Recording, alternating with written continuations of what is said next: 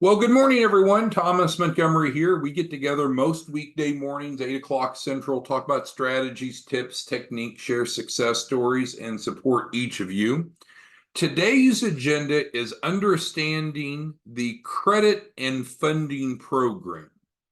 So, as you may or may not know, you should know, if you have enrolled as a branch office through the Opportunity Fund, Chapman Loan Program, and then we have right here is where you do so. You actually have two different resources that you're able to make available to clients to help them. And I know we spend a lot of time talking about the startup program, which is defined here. But also, there is the credit and funding program. So this isn't something new. This isn't something that changed, but maybe you're not aware of this resource, and I think you should be. So let's spend a few minutes today getting familiar or refamiliarized with the credit and funding program. So in our world, the credit and funding program sits on a different website on guaranteedfunding.org, and then there's a page for it. You're welcome to view this page. You would not be sending your prospects to this page because you, as a branch office, are going out to the marketplace as a white label or private label partner. So everything that you do is under your branding, not under ours. So let's go ahead and talk about what's included in the credit and funding program, and then field questions that any of you may have, because again, this is another way that you can help people and make money. Pretty good combination. It's designed to attract a different audience, though. So with the startup program, what are we doing? We're creating, let's go ahead and put a note. We're creating a fundable business.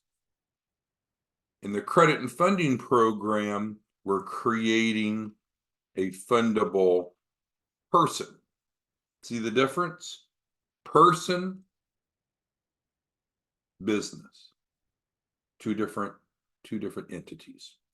Let's go ahead and start to dig into what's included in the credit and funding program. If you're not aware of how it works, this should be very useful. And even if you have some familiarization, you might learn some. So let's go ahead and go through it.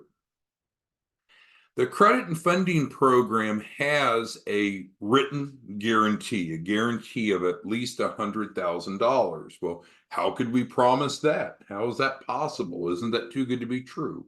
No, it's not too good to be true. The reason is we create a fundable person that can qualify. And so each of you were provided an editable template for the credit and funding program in your branch onboarding email. There's actually two branch onboarding emails, branch onboarding 1, branch onboarding 2. Branch onboarding 1, as you might expect, comes first, and it has a link to an editable Word document, which is the credit and funding program agreement. Obviously, you would remove our information and put yours on because this is a white label, private label model. But just to make sure you know, you have this, you have had it, and we can resend it to you again if you need. So credit and funding has two elements included. It includes the credit sweep, which we're going to discuss. It's not credit repair, much different than credit repair, and includes guaranteed funding. So those two elements are included. Again, if anyone has any questions, comments, concerns, please go ahead and type it into the Q&A, the question and answer box of Zoom. It's like a chat box. All right, so credit sweep is a unique, and we'll talk about why it's unique, why it's different. It's unique.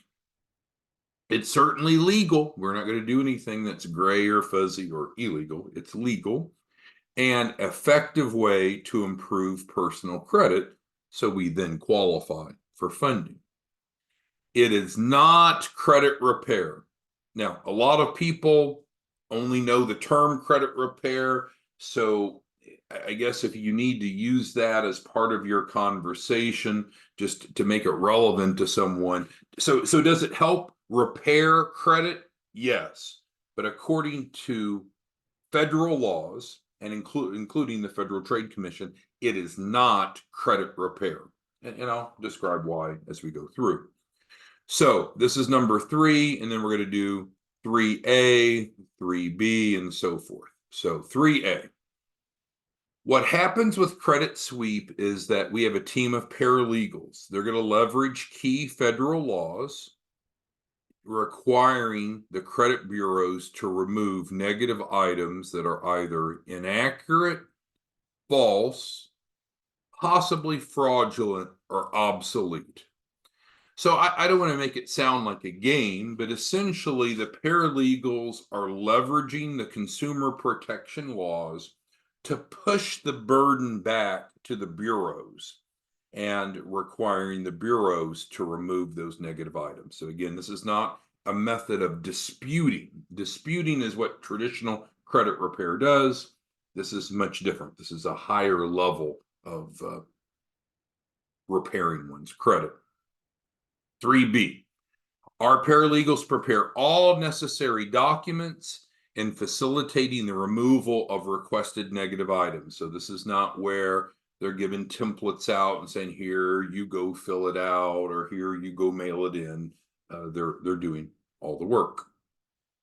There certainly is a written guarantee, no risk to the client. Now, let's say that you have a client that enrolls and something is not removed, as it should be. By law, it's not removed. What do we do then?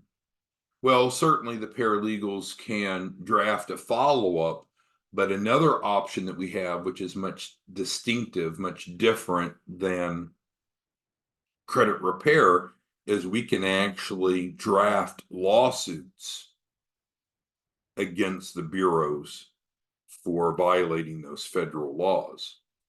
And when that happens, that obviously gets their attention because they don't want to have to go to court, and there's significant penalties. So there's a number of laws that protect consumers when it comes to credit, but most credit repair initiatives are just kind of dispute mills, forgive me for saying that, whereby the credit sweep is using more advanced legal strategies, including the threat of litigation, to hold the credit bureaus responsible. So you can see a much higher level.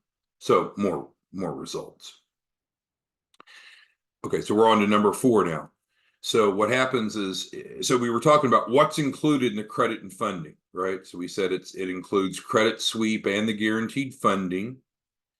It's a great way to improve personal credit. We clarified it's not credit repair. And then now moving on to the next item. So our paralegals can also help add trade lines. So how does one get great personal credit? It's the removal of negative and the addition of positive credit, right? That's how you get optimal credit. It's not just removing negative, it's removing negative and adding positive. So that's why the results are so significant. It's addressing both sides of the coin. And all participants are guaranteed in writing a minimum of $100,000. Again, why is that possible? Because we're creating credible borrowers. So again, we're talking about creating fundable people.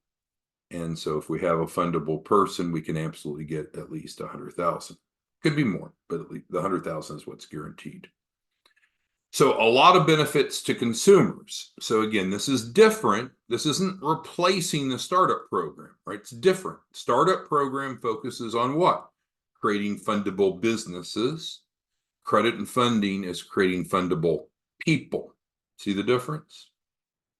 All right, so what are the benefits to you? Because there's obviously clearly benefits to people who have jacked up credit. Number one, you get to help people. And hopefully that's kind of your motivating reason for us working together, is we want to help people and we want to help them access capital legally and effectively. And then from a financial perspective, you earn around, and I'll break this down for you, around 12,500 per client. So it's not get rich quick. It's not probably going to be your big money maker. You're going to make a lot more income off the startup program, but this isn't bad as a side gig or a side gig. Well, let's break this down. So where does the money come from? And again, this is in your branch license agreements. I'm not like making this up as I go. This is all part of our current relationship, but we'll use a dash. So you get paid on the front end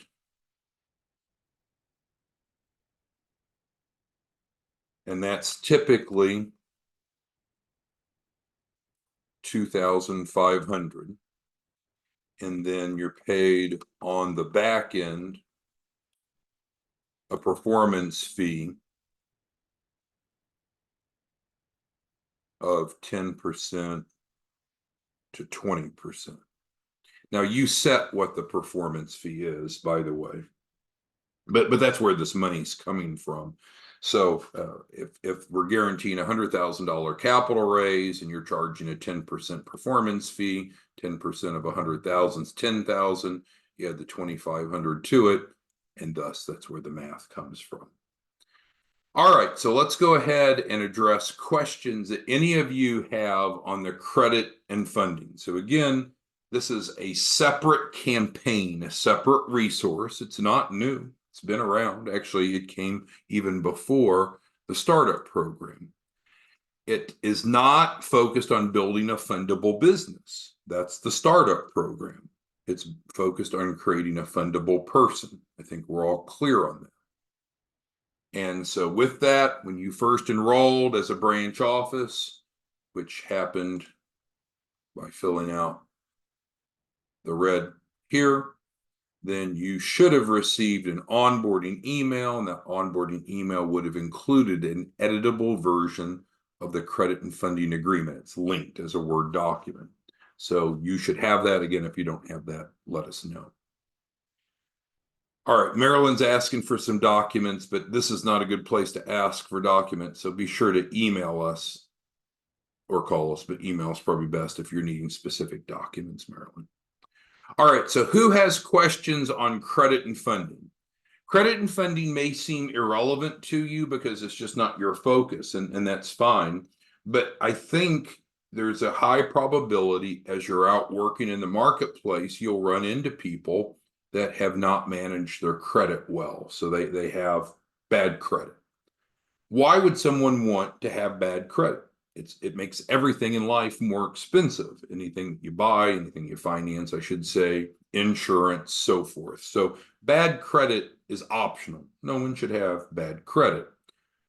Probably the most sophisticated, the most effective way to improving personal credit is the credit and funding program, which is a resource that you have.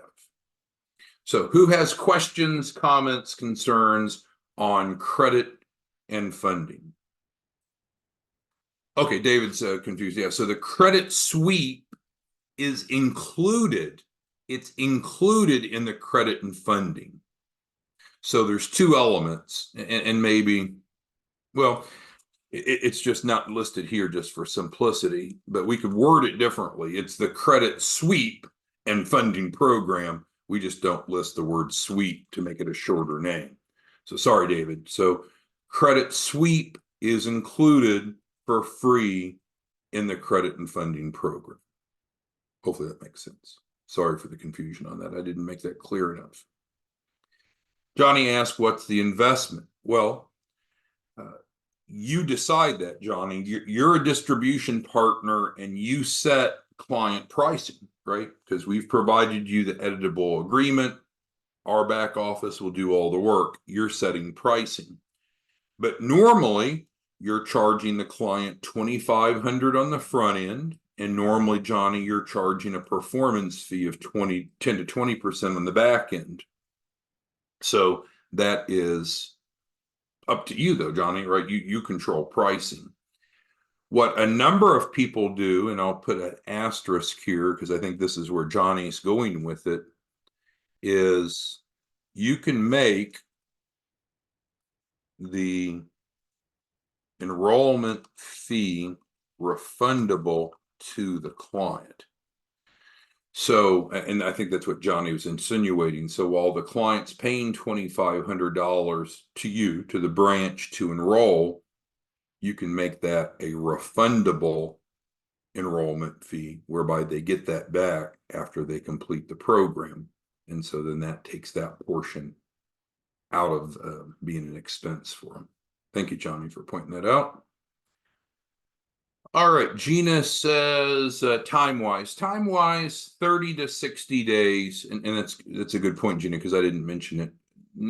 Normally, we want to say 30 to 60 days. Should happen sooner, but what happens? You need to get the client enrolled, and of course they pay you, and then we need to get the documentation set up, and then the paralegals have to do their job, and so forth. So it certainly could happen sooner, but I don't think that we want to make really short time frame expectations to clients and then be under a bunch of pressure if we don't hit it. So what we'll stick with is we'll say this is a 30 to 60 day process. But that's a great point, Gina. That wasn't mentioned. Could be sooner. Now,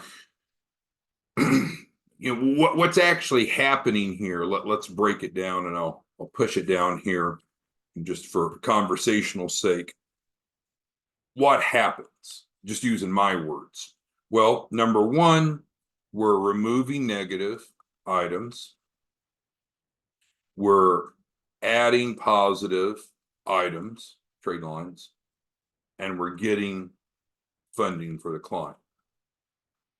So this is technically, if you wanted to just abbreviate, Gina, what happens during that 30 to 60 days. Does it take 30 to 60 days for them to see activity or value or benefit? No, but it is 30 to 60 days is what we should stick with. All right, Terry asks, is this one of those things where clients have to send in letters or send in results, communication that they get from the bureaus? No. This is on a legal platform, not a credit dispute mill. So no, the clients don't have to send in the paperwork to the bureaus. If the bureaus respond to the client doesn't have to go send that paperwork back to the paralegals. It's a legal model. It's not an informal model like so many of us are used to with Lexington law or what have you. All right, Sarah asks, can she reduce the pricing? Sure. I mean, you control the pricing through your branch. You could do this for free if you wanted to do it for free. That you're controlling the pricing and you're controlling your income to your branch. So again, this was addressed in the license agreement when you first signed up. It's just we haven't talked as much about it on morning trainings. And one of you had approached me and asked me to cover it today. I think it was Larry. Thank you, Mr. Johnson, for bringing that to our attention to have kind of a refresher discussion on it today. Because there's a decent chance when you're out talking to people that you'll run into some people that have bad credit, right? And if they have bad credit, why would they want to have bad credit? That's optional.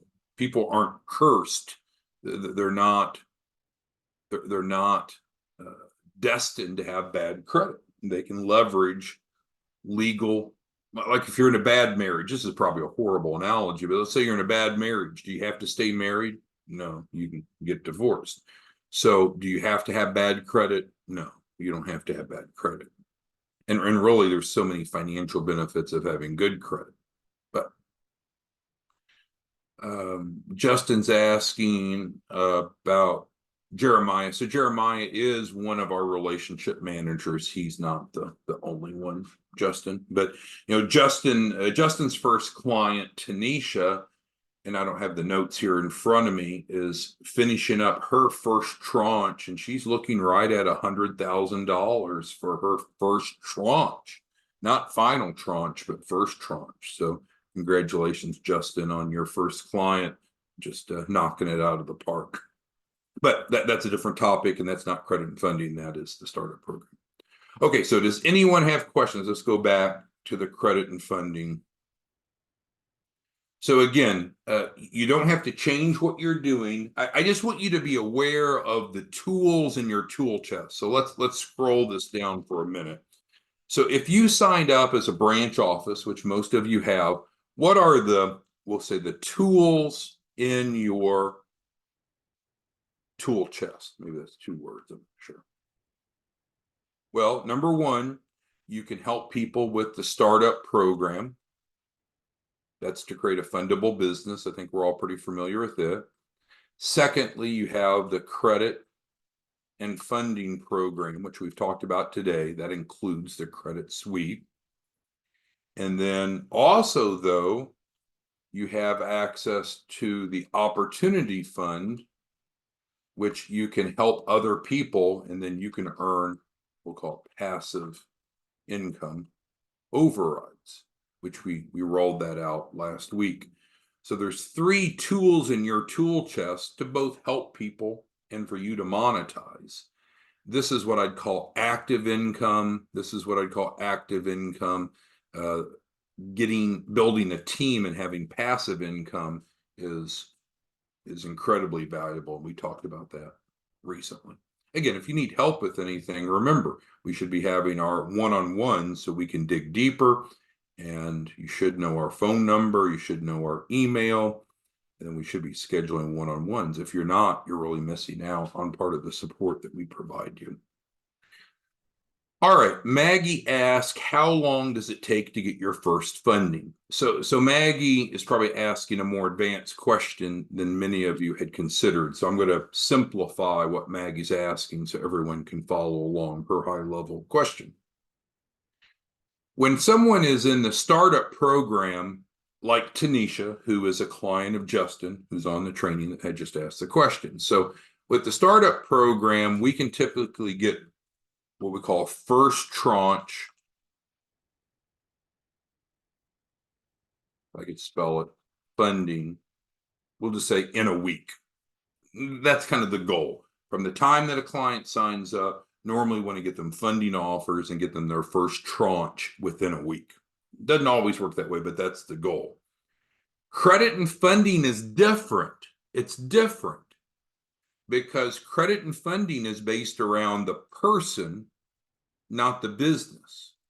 Businesses always have more borrowing capacity, number one, than people do. And from a personal perspective, if someone's going through the credit sweep, we need to not be applying for any funding while the person's going through the credit sweep. Therefore, with the credit sweep, we're not seeing an immediate injection. We don't have a first tranche of funding normally for clients in the credit and funding like we do the startup, because we're going through the credit sweep, which means we should not be applying for credit while the paralegals are doing their work. Now, what we could do is bring a client on credit and funding, see if they qualify for anything in the beginning, and then start the sweep. So it could work that way. But in general, Maggie's question is a very intelligent one. You know, I feel like maybe she's going to kind of comparing the two. Let's say you have a client that wants both. They want a fundable business and they want to become more fundable themselves. Could they enroll with you in both programs? Sure, absolutely. They could do one or the other. It's just, what's the goal? Is the goal to create a fundable business? That's the startup program, which is on the Chapman page. Is their goal to create a fundable person? Then that's the credit and funding program. So if you look at it like that, it's real easy to separate the two. Can a client do both? Yes, but it's two different purposes. What are we trying to do here? We're getting business funding. What are we doing here? We're getting personal funding. See the difference? All right, so great questions. Anyone else have any questions on the credit and funding program, what it is, how it works? All right. Carrie's talking about passive income, so let's go back to that. So let's add a section on passive income. So absolutely, passive income is incredibly valuable, right? we all probably should aspire to have at least some of our income that keeps coming in, whether we're working or not, right? That's what any, Rich or Robert Kiyosaki with Rich Dad Poor Dad, any financial advisor would say passive income should be at least part of your portfolio of income because it's not dependent upon you working. You can take a day of vacation, you still make money. If you're sick or injured, you still make money. So you're exactly right. The way that we go about passive income is through overrides from building a team of branch offices. And we've talked about that recently. And if you need help understanding that or executing that, but absolutely. And so that's number 3 here. So as a branch office, you can decide what you want to focus on. Let's say that you bought a Domino's franchise and you want to just focus on the pizza. This is kind of our pizza. Well, there's also sandwiches available at Domino's. So maybe you want to make available pizza and sandwiches. They also offer some salads. So maybe you want to offer pizza, sandwiches, and salads. I mean, that's not a real great analogy, but the point is, all 3 of these are available to you. It's up to you. How do you want to make money? What is it that you want to do? Dr. Davis is a great example. She's new. She came in. She quickly enrolled several people in the startup program. That's awesome. Now, some of those clients are saying, wow, I want to also be able to do what Dr. Davis does. So some of her clients now are signing up to be branches. Well, Dr. Davis, is she threatened by that? Is she bothered by that? No, it's a gold mine for Dr. Davis because now her clients are signing up as branches on her team, and we're not MLM or network marketing, but now Dr. Davis is receiving overrides from that passive income. So again, you all are CEOs of your business, but part of it should include strategy and planning. And I would encourage you to include part of your plan to have passive income, because there might be a day that you're not feeling like working and you want to make money. There might come a day that you're not well, that you're sick, that you're injured, and you want to make money. So yes, I think that makes a lot of sense. Not required to do it, but it's available to you. All right, any other questions? Again, our focus was to go back and revisit the credit and funding program to make sure that you understood how it worked and to make sure that we're clear on the difference, that they're not redundant, they're not the same. Startup program creates fundable businesses. Credit and funding includes or focuses on building credible people. So could someone be a person and not a business owner? So in other words, do they have to be a business owner or have a business, want a business for credit and funding? No, not at all. They could just be an individual that has no interest in owning a business. Hopefully that's clear. Any other questions, comments, concerns before we hang it up today? So again, please, please, please, maintain communication. We're here to help you. We have a vested interest, right? This is a win-win relationship. I think some of you sometimes don't realize that. This is a win-win. We want your branch this month, in the month of April, to generate 100,000. We really, really do, authentically. We're confident that that can happen if you engage. We want you to be successful because your success is our success. But again, I recommend one-on-ones so we can dig deeper. If you need any resources emailed to you, I can't keep up with all the comments and notes here, but I do recommend to email us for one-on-ones. All right, thanks everyone. We'll see you back tomorrow morning. Have a great day. Bye-bye.